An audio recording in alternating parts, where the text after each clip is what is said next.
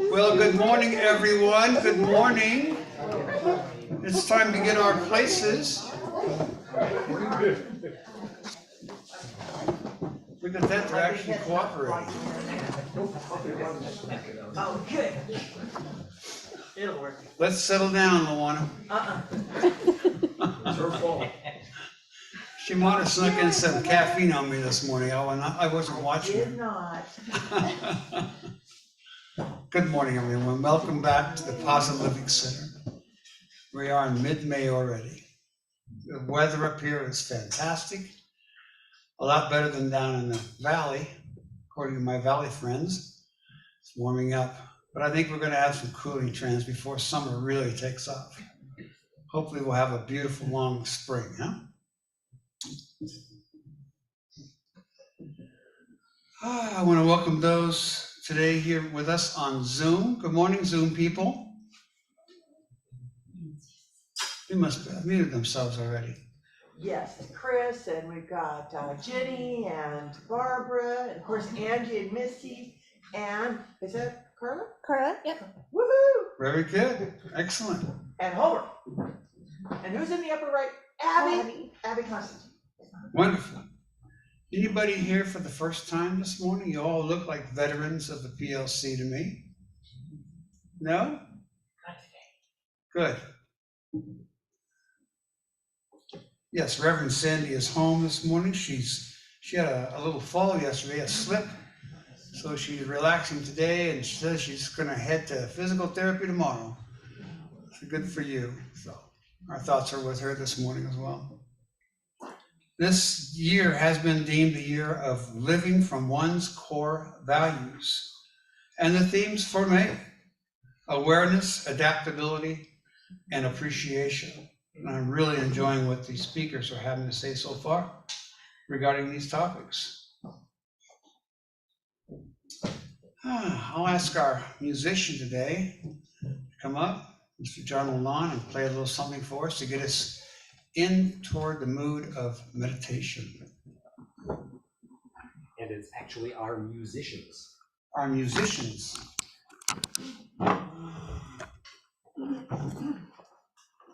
This ought to be very soothing. Well, happy Mother's Day, everyone. And to that end, we have a Mother's Day kind of meditation that we're going to do here. We have Reverend Judy on the mother drum playing a heartbeat rhythm. And we have Reverend Brenda, playing the bowl to kind of take us into the ether. And I'm going to then play flute, and we'll see how that goes. All right. So we'll start with Judy, and then Brenda will come in, then I will. And then we will go into a silent portion of the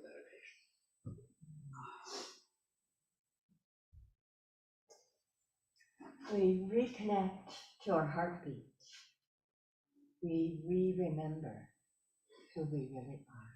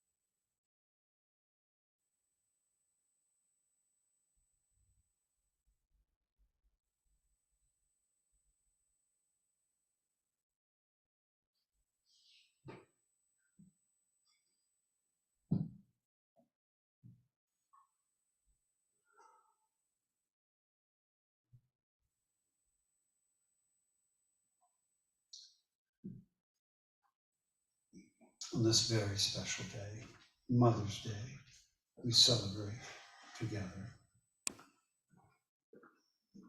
We live each day in appreciation, and as every day is a good day. Our awareness is alive and well as we go about our day, and we adapt to all things that come our way. With grace, kindness, and compassion to all people we meet on a day-to-day basis. We thank you, God, Spirit, Source, for this and so much more. And so it is.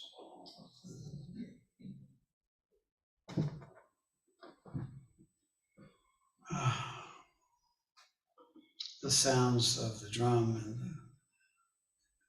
the flute and the bowls are so soothing. gosh, almost put me to sleep. I was so mesmerized by it. Beautiful, great relaxing way to start the service. Wonderful. It's time for our spiritual thought this morning, and that comes from Reverend Judy DeRosa. Come on up here, Judy. Let's give her some love, huh?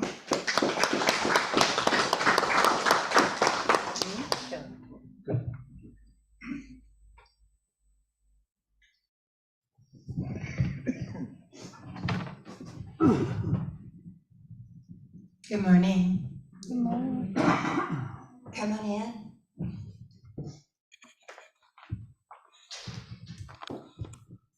Appreciation. I link that with gratitude and awakening and awareness.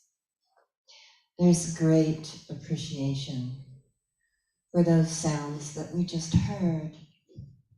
It is that vibratory system from the universe that continually talks to us through the wind, the bird songs, through the touch of your dog or cat, listening to the birds fly through and cutting the air with their wings, listening and appreciating all the things that are here for us, all the beauty that we hold. And I like to make it very personal so that we understand that sense of appreciation in our hands. If you allow yourself to study the palms of your hands, looking at the patterns, looking at that unique signature that is you, like your fingerprints. The native uncle said to me, appreciate everything that works on your body. And if it doesn't work, love it even more. Give it that extra sense of worth. So if something doesn't work on your body, appreciate that. I appreciate my hands. They do so much for me. They help me stay alive. They help me create. My hands, the palms of my hands, my fingers grasp and hold on to that sense of being able to participate, to feed a child, to feed an elder, to feed a horse, to feed a little wild creature. Our hands help us grasp the universe. Our hands touch our heart and help us remember we're not separate. These were designed by a magnificent source. We use our hands with our mind and our heart to create a uniqueness in this world that is unto you. Only you do what you do. And there's a great appreciation from me for you being your unique self. The beauty of each person that we know, we meet, we come in contact with are like our hands, our fingerprints, only yours, your magic, your song, your music, playing life. Appreciate yourself and appreciate all the people around you who support you, who love you, who care for you. Don't discount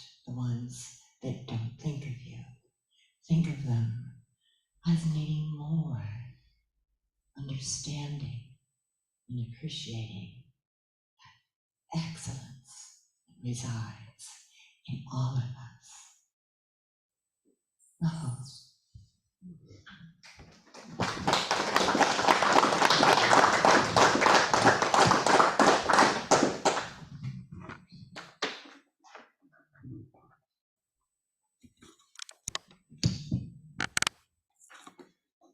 Thank you, Reverend Judy. Very nice, very well put. It's time for some more music. John, Alon, you gonna come up? Let's give John some love, huh?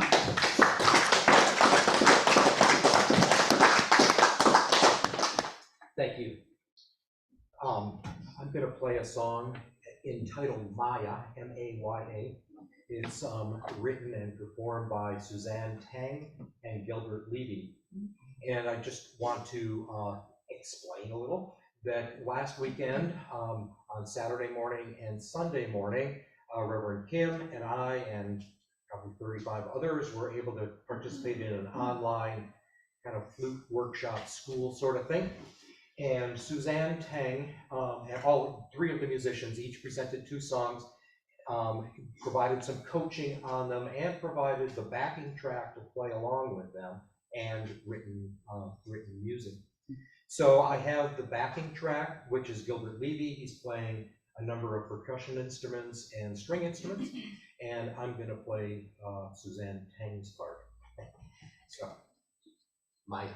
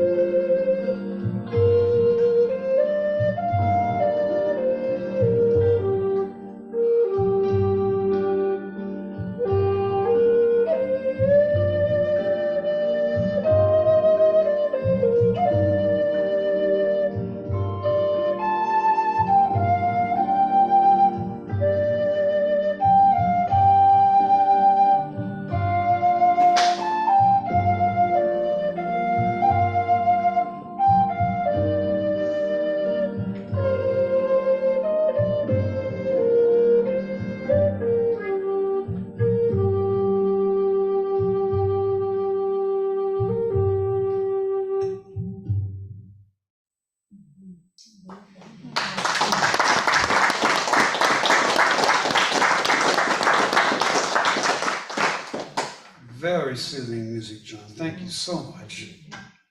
Beautiful. You guys get me any more mellow, I'll go home and take a nap. Wow, that was fabulous. It's time for our speaker today, and that is Mr. Reverend Bob Hand. Good morning, Bob. Good morning, my friend. Thank you. It's nice to have you all here today on Mother's Day. And we have our topics. I'm going to speak on adaptability. And I think that fits perfect for Mother's Day. I mean, who could have to adapt more than a new mother? I mean, you're active, you're going on long walks, you're playing tennis, maybe going out dancing all night. And then all of a sudden you have a huge stomach, your hormones are going wild, you're throwing up in the morning, and then this little person pops out. And it's a person who's, let's face it, very selfish. They want what they want, and they want it right then. If you say, well, I know you're hungry, but I'm busy right now, I'll feed you later, they're not going to agree with you. They're going to do everything they can to make your life miserable until you feed them. And then as they grow, they take over a mother's life, don't they? I mean, even if you're working, whatever you're doing, the child comes first. You got to take care of them. So motherhood and adaptability obviously go hand in hand. But what about religion and adaptability? They don't seem like they should go together. I mean, let's face it, for most of the religions, the major religions, they say, we've got ultimate truth. It's written right here in this book or in these documents. This is the ultimate truth from God. Then how do you adapt ultimate truth? If you're going to adapt it, aren't you going to get further away from this truth? And yet all of the religions that have lasted for centuries, or let's say the vast majority of them, have adapted a lot. I mean, it started with the Romans. The Romans were sort of in control of the Western world for about 1,000 years. And they were masters at adapting their religion. I mean, let's face it, they started out adapting it. They took the gods from the Greeks. Zeus became Jupiter, Ares became Mars, Aphrodite became Venus. They just grabbed all these gods and renamed them. And they kept adapting their religion all along. When they took over Egypt, they started a cult of Isis. And many people worshiped the Greek goddess Isis. And when they fought the Persians, a huge cult of Mithras, a Persian god, was started and spread throughout the Roman Empire. It was a very big thing. So they adapted their religion without much problems. Buddhism adapts. I mean, let's face it, the original Buddhist teachings, the Eightfold Way, are pretty straightforward. It's about how you live a good life. But all kinds of adaptations occur over the centuries. I mean, look in Tibet, you have the Tibetan Book of the Dead. That's a document that a lama, a Tibetan priest, reads to the soul, the spirit of a recently deceased person to help them work their way through the afterlife and get by these demons and things. Nothing in Buddhism about that originally. There's a Buddhist sect that started that was so against killing anything that the monks, when they walk around, wear masks so they don't accidentally breathe in an insect and kill it. And yet, a form of Zen Buddhism that existed in Japan was practiced by the samurai, who apparently felt pretty good killing about anyone they wanted.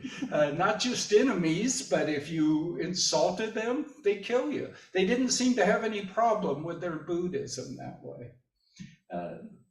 So religions tend to adapt. Christianity, we've talked about, they adapt in all sorts of ways. They adopted the Christmas tree and wreath, from the Celts. They adopted, we talked about this last month, the name Easter, as was the Easter bunny and the Easter eggs from the Anglo-Saxons. But what I really want to talk about is a very specific adaptation.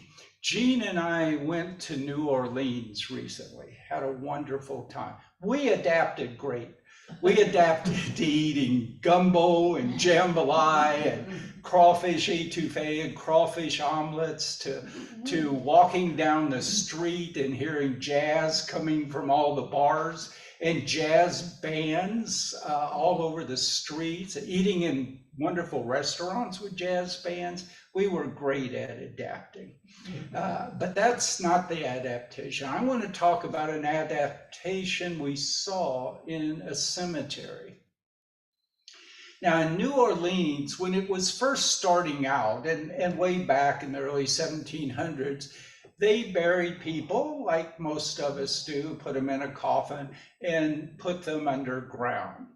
But because it's such a low place, they had a lot of flooding. And here was Uncle Jimmy floating down the street in his coffin because of the flooding. And so they made an adaptation there. They took it from the Spanish and made mausoleums. So Jean and I took a tour of the oldest still active cemetery in New Orleans. Now, to go in this cemetery, you have to pay to have a guide. I didn't know that was a job, cemetery guide, but it is. And so you go in this cemetery, and their adaptation, which they took from the Spanish, was not to bury people underground, but above the ground in mausoleums. So you have these mausoleums made out of brick. They're, I don't know, 4 or 5 feet wide, probably about 8 feet tall, 8 feet long. There are different sizes and shapes, but that's a standard, made out of bricks, most of them anymore plastered with white plaster. So if you're going to bury someone, you have a parade, you have a band playing somber music, and it leads all of the mourners to the cemetery, and then the band stays outside, and you come in with the coffin. It's always a plain pine box, and of course say your prayers and your goodbyes, and they take that box, and in the front of the mausoleum there's a square, not too big, about chest size, with a shelf behind it, and they lift the coffin up and put it in there, and then all the mourners leave, and the band leads them again in another parade, only now it's joyous music.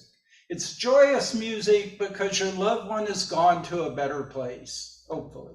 And it's joyous music because you're going back to your deceased person's favorite tavern to celebrate their life.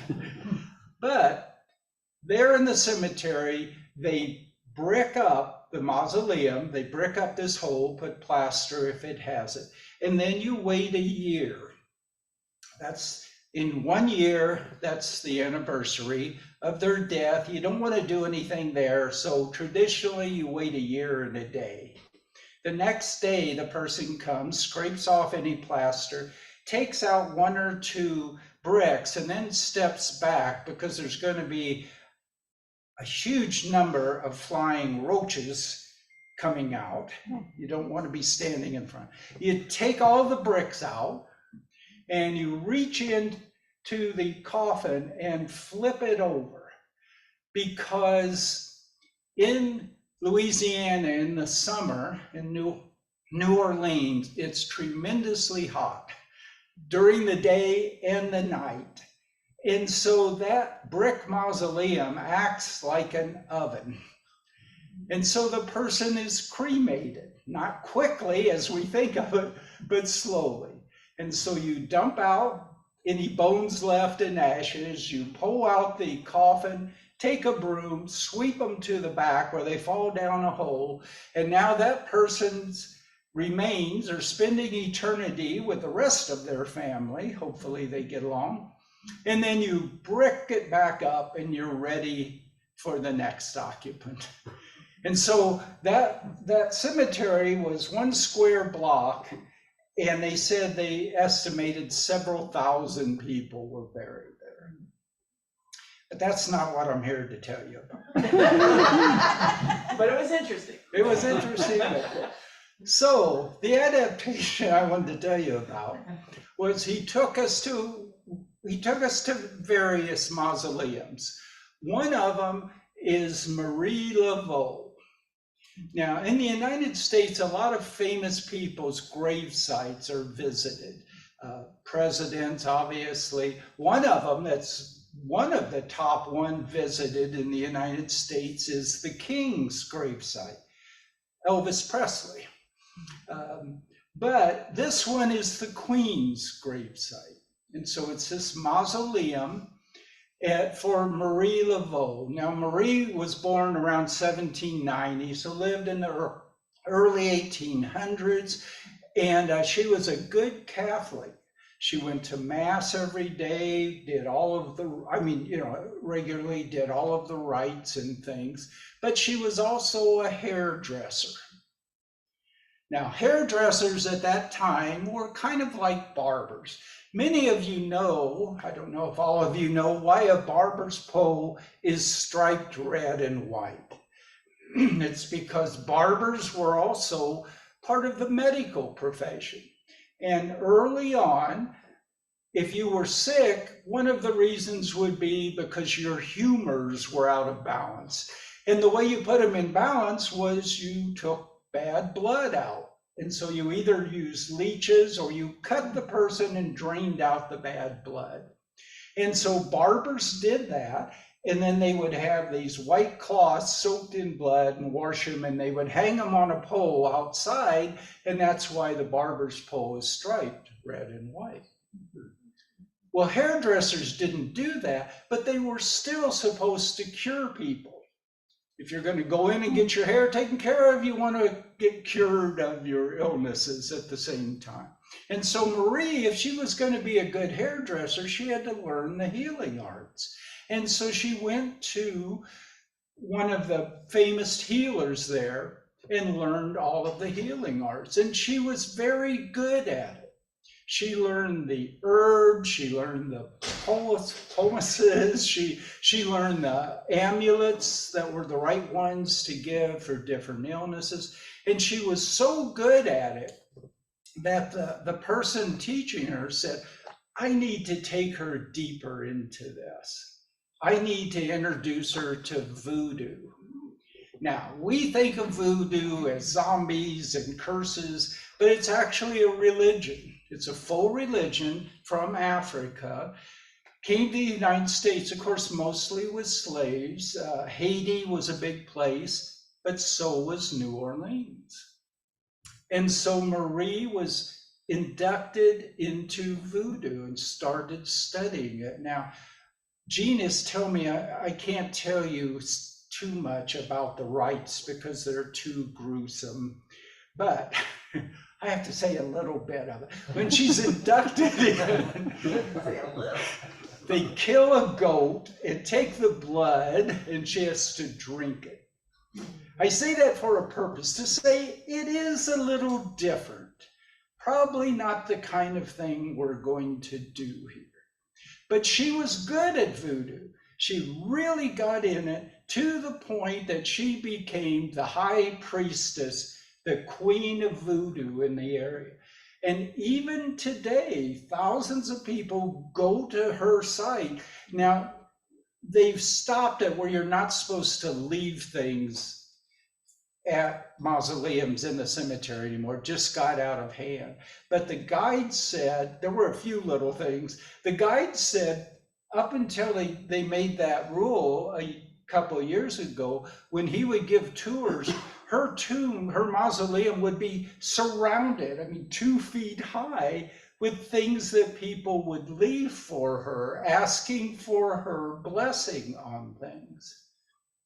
She would have these voodoo rites with thousands of people. She was tremendously good at it, tremendously famous. So what's the adaptation? She remained a good Catholic all of that time. She encouraged all of her people to be Catholic. The priest accepted her totally. She went to Mass, she got all the blessings. the blending of voodoo and Catholicism seemed to be fine. And in fact, when John Paul II went to Africa, he told the people there, there's no reason you can't practice your religion of voodoo and Catholicism at the same time. Now, I'm not sure that had fit the ideas of early Christianity, but they adapted somehow. Now, in New Thought, we have an advantage. We're designed to adapt. New Thought comes from religious science. The idea that you use a scientific method in your belief systems. And science is about adapting. In science, no theory is set. No theory is absolute truth. I mean, Einstein, by many, is considered the greatest genius ever. His relativity theory is unbelievable, and yet people still work on it. They still adapt it. They still say, you know, I think I can make this better. I think I can change it so it does even better. Science is about adapting. And New Thought, based on religious science, based on science of mind, is about adapting as well. We're not told, read Holmes or whoever, and just whatever they said is truth. Don't think. Just leave it at that. We're open at the top. But let's be a little cautious with it. Good things also can lead to not as good things. I mean, open at the top. Does that mean adapt to anything? I mean, what if after this I had a sudden conversion and next month I came in here to give my talk and I said, all of you people are sinners. You're going to hell because you let women be ministers and practitioners. They all need to sit in the back row and be quiet because God wants the men to be in charge. Would we adapt to that? I think I would be adapted right out the door. And not very gently, to tell you the truth. And that's an extreme example. But the point is, yes, we want to adapt, but it takes some kind of process to do it, to find what's right. Now, what is that process? We all know that the ultimate truth is oneness, right? Walter Starkey's book, It's All God. We know divine source. Everything is the oneness of divine source. We know the source is oneness. The Tao is oneness. And yet, in our world, to get to the oneness, we go through two. The Tao Te Ching says, the one begets two. I mean, our world is made of positive and negative, right and left, up and down, good and bad, the yin and the yang. If we stop at dualism, we don't get there, but that can lead us to the oneness. Now, how does it do that? How does that help us adapt? The two-pronged approach, I say, is rational logic thought and intuitive thought. And I think if we use both of those together as the tools to get us there, we'll make the right kind of adaptations. Now, I know there are people who say logical, rational thought doesn't have anything to do with belief system. It's all faith. And other people say faith is nonsense. People believe all kinds of crazy things. You can't rely on faith. But I believe that if we mold the two together in the yin-yang approach, we can get to the right place. And so if we start with the rational logic thought, we build a universe. We decide what is the universe, what is reality, and how does it work? We use our mind to do that. We say, logically, there can only be one set of laws. There can't be physical laws and spiritual laws. Logically, if spirit is everything, then there can only be one set of laws. And those laws have to fit together. We use our logic to build up a system, to build a foundation on which to build our own belief system.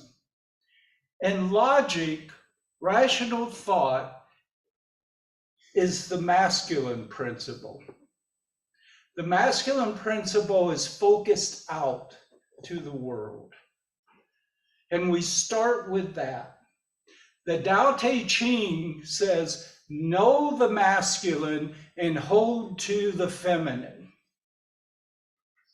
Know the masculine and hold to the feminine. What that tells us is start with the masculine. Start with the masculine principle of using your mind. It's there for a purpose. Think things through. But that'll only take you so far. We cannot understand divine spirit logically. We just aren't capable of it. We can't understand the full workings of the both manifest and spiritual universe logically. We're not capable of it. But we can build the foundation. So then, when we turn to the feminine principle, we've got a foundation it's based on. We've got some good idea that this new adaptation is going to fit. And then we apply our intuition, our feminine principle, which faces in. The masculine is out, the feminine is in. And we take this new idea and we bring it into our core. And in our core, as the feminine principle, it nourishes this idea. It nourishes this new spiritual thought. And if that's right for us, it will nourish it and it will grow and it will lift us up. And if it's not right, if it doesn't fit, that nourishment won't work and it will shrivel and go. And so if we want to adapt our spirituality in what's best for us, let's follow the Taoist quote, know the masculine, hold to the feminine.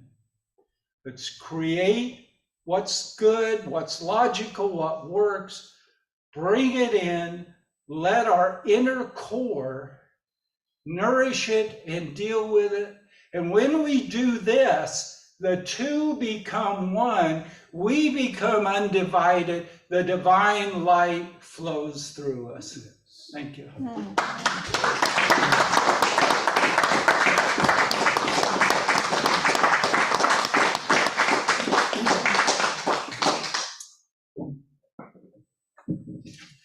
Wow, you've given us a lot to think about, Bob. It's fabulous.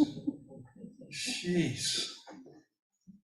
Going back to the mausoleums, my sister, my beloved sister says, you know, if I pass before you do, I'm going to be in one of the mausoleums, and I do it on purpose so you can come by every week, open it up, and visit with me. I said, yeah, okay. Yeah, look for me, I'll be there. Yeah. My sister. Let's see, Reverend Kim, could I ask you and Barney to come up and help me with offertory, please? I pay them to say yes. And let's do our offertory statement, please. It's over here. Divine love flowing through me blesses and increases all that I give and all that I receive. Thank you, ushers. Would you like Oh, you some got to do I got to do this. right or left side for you?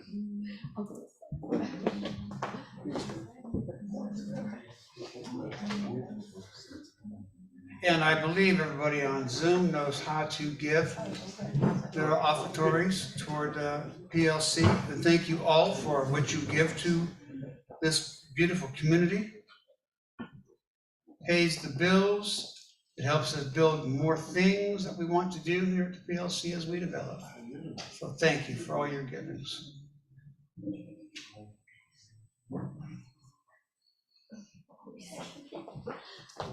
I got these weird shoes on. It's hard to skip. Well, you're able to walk. That's good. Yeah, I'm able to walk. Thank you both. Any announcements this morning? Any announcements? Judy, did you raise your hand? No, she was just talking. All right, no announcements, okay. I'll remind everyone that you have your prayer protection team, your ministers and practitioners that pray for you all throughout the week. If there's something that you would like to have prayers about, we have a frog box in the back. There are forms there you can fill out very quickly for any type of prayer request that you might want. We're always here for you. We'd love to pray with you and for you. So remind you of that. Thank you. Our prayer partner this week is John Lalonde. So thank you, John, for your service in that. Next week's speaker will be Reverend Judy DeRosa. And let's do the prayer of protection, please. The light of God surrounds me. The love of God enfolds me. The power of God protects me. The presence of God watches over me. The energy of God is me. Wherever I am, God is, and all is well. Yes, yes, yes. Thank you. Mr. John Lalonde, I think you have another song for us.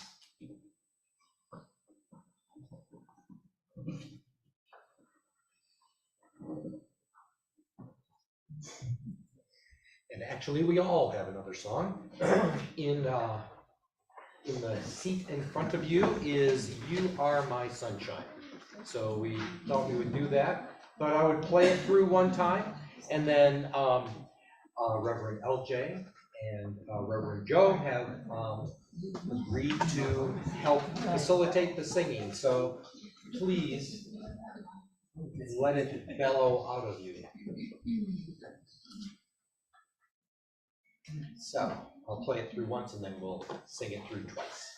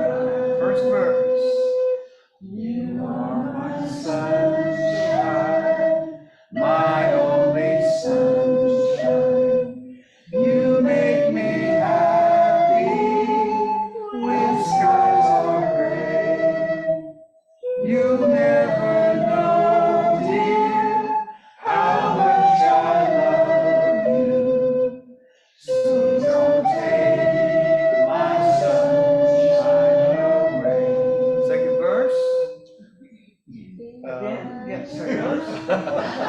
You have a different sheet than we all have. Oh, really? Yes. Yeah. We're good. The chorus again. One more time. One more time. All right.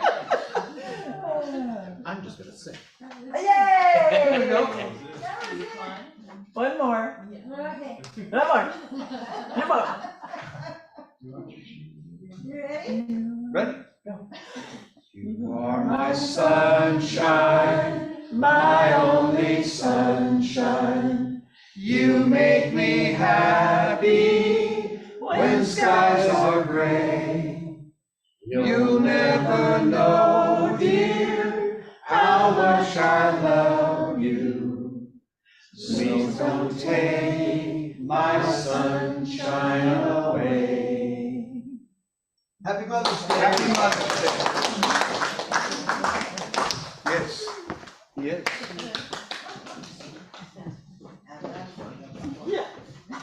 You guys sound like a choir this morning. Very nice.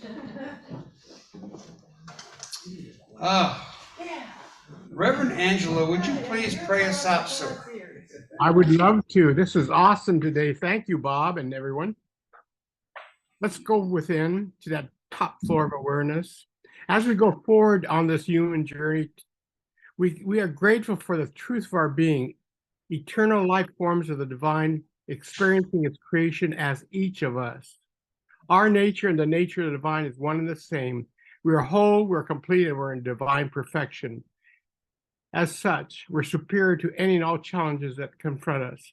We are grateful for this truth for our being and release it to the law of mind, knowing it is so. And from the Aramaic, Kede Ram Napshat Abat Samaya, come deep love, seed of my soul, we welcome your divine presence. And say with me, and so it is. And so it is. Thank you, Reverend Angela.